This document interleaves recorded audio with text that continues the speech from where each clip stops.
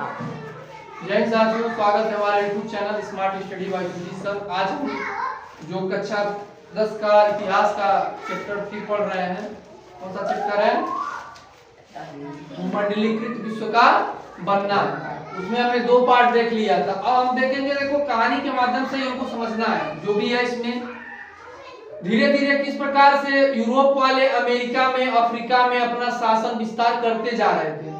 और तकनीक के मामले में अगर हम देखेंगे तो उस समय तकनीक की भूमिका क्या थी। तकनीक की भूमिका क्या थी उस समय? धीरे धीरे रेलवे, भाप इंजन, इनका धीरे धीरे क्या किया गया? विस्तार किया गया। टेक्निक जानते हो ना? तकनीक क्या होता है? पहले का एक समय था, संचार के माध्यम नहीं थे, लोग एक दूसरे से कनेक्ट नहीं थे, जुड़े हुए नहीं रहते थे। आज देखो सोशल मीडिया, पंखा पहले हवा चलाते थे बैनर देख करके, अपना जो भी हवा करने वाला होता था। आज के समय में देखो फैन है, एसी है। तो उसी प्रकार से धीरे धीरे क्या हुआ? तकनीकियों का विस्तार होता गया। रेलवे, भाप इंजन, यातायात के अच्छे साधन, इस तरह से यूरोप का धीरे धीरे इन सब चीजों पे मतलब तकनीकियों का ज्यादा इस्तेमाल धीरे धीरे क्या होने लगा? बढ़ने लगा। लेकिन तभी भी उस दशक में तकनीक का कहीं न कहीं अभाव था। अब आज का समय, आज से 10 साल पहले का समय, आज से 200 साल पहले का समय, देखो क्या परिवर्तन रहे होंगे। बहुत कुछ चेंजमेंट आया। तो उस समय दशक में 1870 के दशक में यूरोप वाले क्या करते थे? मांस मंगाते थे। मांस जानते हो? मांस, वो लोग कच्चा मांस, मतलब मांस नहीं मंगाते थे, बल्कि उनके पास देखो तकनीकियों का अभाव था। तो रेफ्रिजरेटर नहीं था। अब मान लो अफ्रीका से और यूरोप दूसरे महाद्वीप में जाना है, जाने आने में समय लगेगा, महीने भर का समय लग सकता है, 2 महीने 3 महीने। अब मांस कटवा के मुर्गा टंगरी ले जाएंगे तो वहां तक पहुंच जाएगा? नहीं पहुंचेगा। तो क्या करते थे वो लोग? जिंदा जानवर को ले जाते थे। जिंदा जानवर जाते थे वहां पूर्ति करने के लिए, मांस खाने के लिए। सबको खाना था मांस, क्योंकि इंसान राक्षस हो ही गया है। कंद फल फूल से कोई मतलब तो है नहीं। और वो सब सारे पश्चिमी वाले, वो सब तो ऐसे ही आदमखोर टाइप के होते हैं। तो मांसों पे उनकी निर्भरता बढ़ती गई। तो जानवर जिंदा जाने लगे। अब जिंदा जानवर जब जाने लगे तो ले जाने में उनको एक तो जगह भी घेरता था। उसके अलावा रास्ते में कुछ जानवर मर जाते थे, कुछ जानवर का वजन कम हो जाता था। जान रहे हो ना जानवर? अरे खाने वाला जानवर, बकरा, बकरी या गाय, भैंस, सुअर, जो भी लोग खाते होंगे, ये सब वही तो जानवर है, यही सब तो खाते हैं। आजकल इंसान कहाँ इंसान रह गया है। उसको तो मिल जाएगा, अगर मिलेगा निमंत्रण कि अरे है, तब तो पता चलेगा, पहले ही से दिन से भर से तैयार रहेगा। तो ये पश्चिमी सभ्यता थी। हमारे कल्चर में देखो नहीं है ये सब चीजें। हम लोग खाते अलग की बात है, जो भी लोग खाते होंगे उनका मन होगा, उसके हमें नहीं कहेंगे कि कोई रुक जाए, लेकिन ये हमारा कल्चर नहीं है। हम जानते हैं कि ऋषि परंपरा से जुड़े हुए हम लोग हैं, तो कम से कम हम लोगों को थोड़ा इन सब चीजों को ऐड करना चाहिए। अब इसमें क्या हुआ? मान लो यहाँ से एक उदाहरण ले सकते हैं, जैसे बकरी है। मान लो यहाँ से जो बकरी ले गए, वहां 100 बकरी ले गए। अब 100 बकरियों में एक बकरी जो है, जाते जाते 10 बकरियों की रास्ते में 20 बकरियों की क्या हो गई? मृत्यु हो गई। और एक बकरी का जब मांस काटेंगे तो एक बकरी का 10 किलो का है तो कितने का होगा? 5 किलो होगा मांस। शुद्ध मांस कितना निकलेगा? 5 किलो खाने वाला निकलेगा ना। अब जो राक्षस रहेगा वो बाकियों खा जाएगा, उसकी बात अलग है। लेकिन जो खाने वाले इंसान तो उनके लिए 5 किलो निकलेगा। अब इनसे नुकसान होने लगा। नुकसान हो रहा था कि नहीं? ले जाते थे, ले जाने में कई बकरी मर जाते थे, या कुछ बकरी को खाना पीना नहीं मिलता था रास्ते में सही ढंग से, तो उनका वेट कम हो जाता था। 10 किलो के आस उठा के ले गए, पता चला 8 किलो 7 किलो के निकले। अब इस प्रकार से क्या हुआ? इस प्रकार से लोगों में मांग किसकी थी? मांस की थी। और महंगाई अब इस तरह से क्या होने लगी? बढ़ने लगी। क्यों? क्योंकि उसका उत्पादन कम हो रहा था और मांग क्या हो रही थी? ज्यादा हो रही थी। कारण क्या था? तकनीक का अभाव था। फिर जब तकनीकों के अभाव के कारण, ऊंची कीमतों के कारण क्या हुआ? महंगाई में वृद्धि हो गई। अब देखो कब वृद्धि होती है, फार्मूला यहाँ भी लगाना पड़ेगा अर्थशास्त्र वाला। जब मांग बढ़ेगा तो मूल्य में क्या होगी, वृद्धि होगी। खाना सबको क्या है, मांस। अब पहुंचेगा कैसे, अभाव है तकनीक का, जिंदा ले जाना पड़ रहा है, काटने में छोटे हो जा रहे हैं, कम हो जा रहे हैं, वेट कोई मर जा रहा है उसी में, तो नुकसान है, नुकसान है। निर्भरता मांस पे ज्यादा पड़ने लगी। फिर धीरे धीरे क्या हुआ, समय में परिवर्तन हुआ, कुछ तकनीकियों का और क्या हुआ, इस्तेमाल हुआ। जैसे कि पानी वाले जहाज पर रेफ्रिजरेटर रख दिया गया। अब जिंदा जानवर की बजाय यहीं से बुजुर्गिया करके पीस जो होता है, पीस कटिंग कर करके अब पैक करके अब रेफ्रिजरेटर में डाल करके मांस मंगाया जाने लगा। समझ में आया? तकनीक धीरे धीरे जैसे टेक्नोलॉजी बढ़ती गई, रेफ्रिजरेटर आया। अब उसके बाद से वो लोग क्या करने लगे, मांस को ऐसा कर दिया जाता था कि लंबे समय तक वो क्या हो, सड़े गले ना, खराब ना हो। इससे अब क्या होने लगा, धीरे धीरे महंगाई में कंट्रोल आया। तो यानी व्यापार पे इस तरह से पूर्ण रूप से क्या हो गए थे, लोग केंद्रित हो गए थे। या न्यूजीलैंड से ये जो मांस मंगाए जाते थे यूरोप में, कहां से पूर्ति होता था, अमेरिका, अफ्रीका, ऑस्ट्रेलिया और न्यूजीलैंड से मंगाए जाते थे ये मांस, और मांस की पूर्ति की। अब देखो जब कोई चीज सामान ज्यादा से ज्यादा पहुंचने लगेगा लोगों के बीच में, तो सस्ते दामों में, तो क्या होगा, सब तक वो पहुंच जाएगा। अब उससे क्या होगा, वो सस्ता हो जाएगा, उसीलिए वो सस्ता भी हो गया। यूरोप में मांस की मांग बढ़ी और मांस जाने लगा तकनीकी के माध्यम से, रेफ्रिजरेटर में फ्रीज करके रखा जाता था, पहुंचाया जाता था। और जैसे 10 किलो का बकरी था तो बकरी अब 10 किलो की ले जाने की जरूरत नहीं पड़ती थी, बल्कि उसी को पहले ही काट करके शुद्ध मांस को सेफ करके रख के जाया जाता था। अब उससे लोगों में क्या हो गई, खुशहाली आ गई। किसमें, यूरोप वालों में। काहे कि वो तो आदमखोर मांस पे टिकने वाले लोग।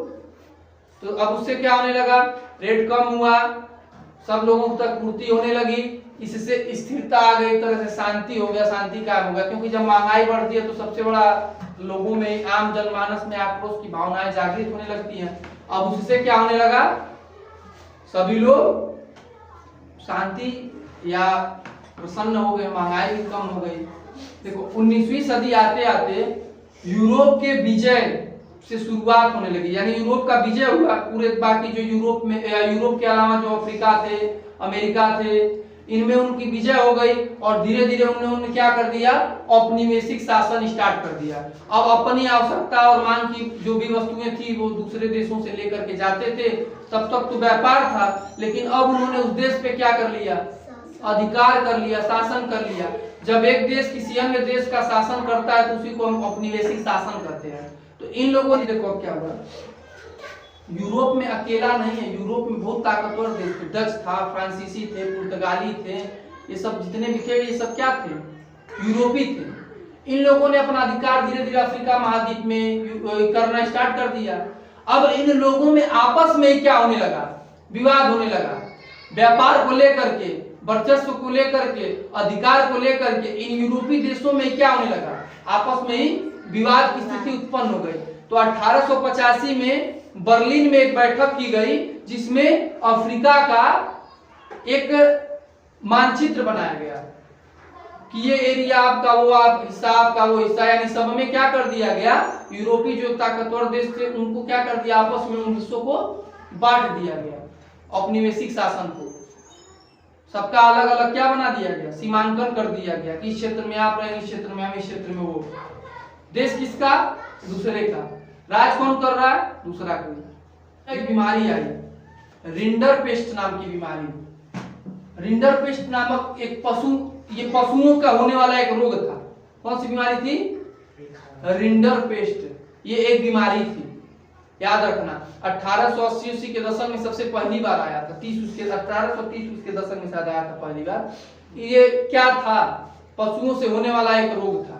अब देखो पशुएं जाते थे एक जगह दूसरे देश जाते थे, अर्थव्यवस्था जो थी वो क्या हो गई, धीरे धीरे गिरने लगी। अर्थव्यवस्था में मंदी आने लगी, आर्थिक सामाजिक स्थिति, राजनीतिक स्थिति में परिवर्तन होता चला गया। किसके कारण, ये बीमारी के, रिंडरपेस्ट। ये एक पशुओं से होने वाला बीमारी था। और अब यानी उस समय में अब ऐसा कोई सामान ही नहीं था जिसको पैसे के बदले खरीदा जा सके। अफ्रीका वाले देखो क्या थे ना, आज भी देखोगे तो जो जनजाति होते हैं जंगली टाइप के, वो ज्यादा वो अपना खाने से ही भला करते हैं, हमारा पेट भरे उससे ही मतलब है।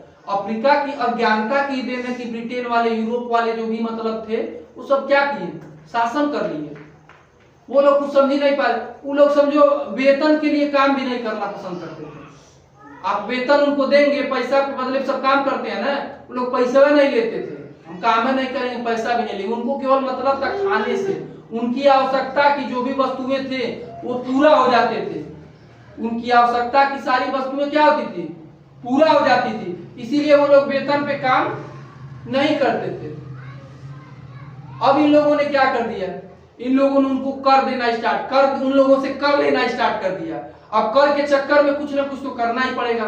ये लोगों का काम था कि ये लोग आए काम करें फैक्ट्रियों में, या उसके अलावा वो जो कोयले की खाने होती हैं, खदानें होती हैं, उनमें काम करें। इसके लिए इन लोगों ने क्या कर दिया था, देखो दशा ऐसे बिगाड़े थे लोग कि उन लोगों के जो औपनिवेशिक शासन चल रहा था, तो जो अमेरिका के जो भी थे लोग, उनको क्या कर दिया, काम करने वाले मजदूरों को एक बाड़े में बंद करना स्टार्ट कर दिया। जैसे बाड़ा जानते हो ना, जानवरों को बांधा जाता है, शेर को या बंदरों को बाड़ा बना करके, उसी तरह से इंसानों के लिए बना दिया गया कि उससे बाहर वो नहीं जा सकते थे काम करने के बाद।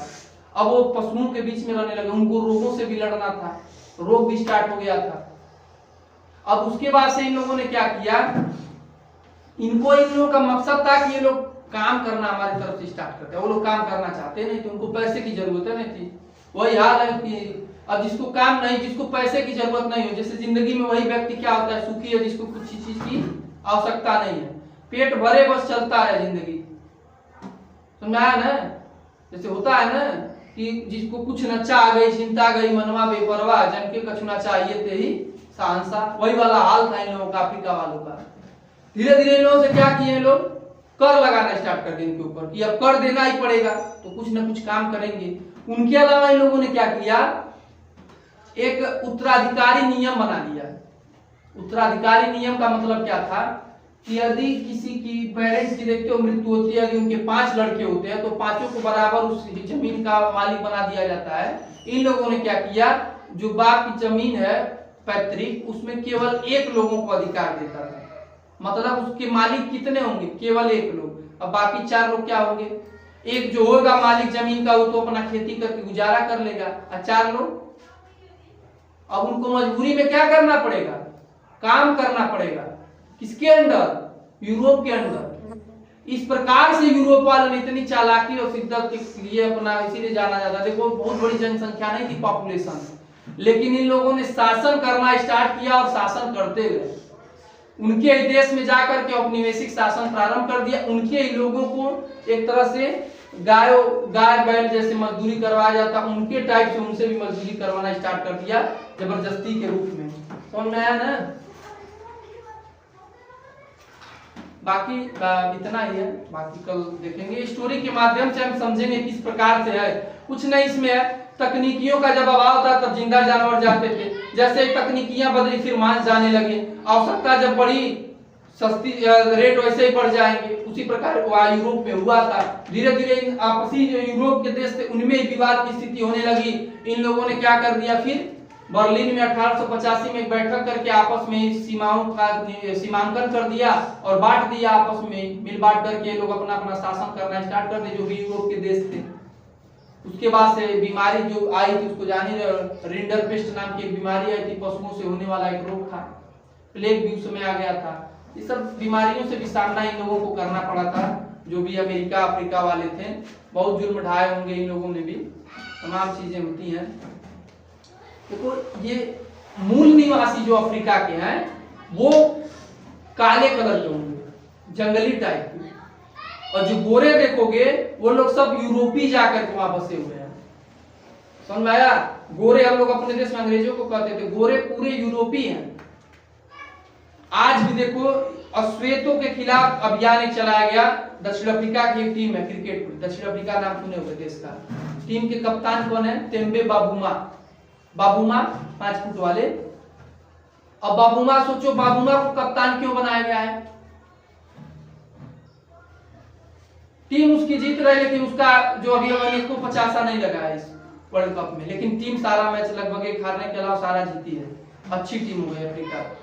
लेकिन अब वहां कंडीशन बनाया गया है कि 11 जो खेलेंगे प्लेइंग 11 में, 11 में कम से कम 6 जो होने चाहिए वो अश्वेत होने चाहिए, मतलब मूल वहां के निवासी होने चाहिए अफ्रीका टीम में।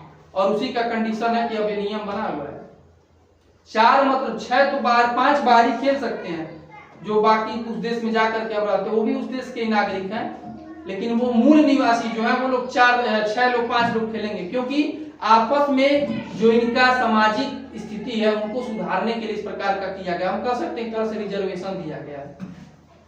बाकी इतना ही, मिलते हैं अगले वीडियो में, आज के लिए इतना ही, धन्यवाद।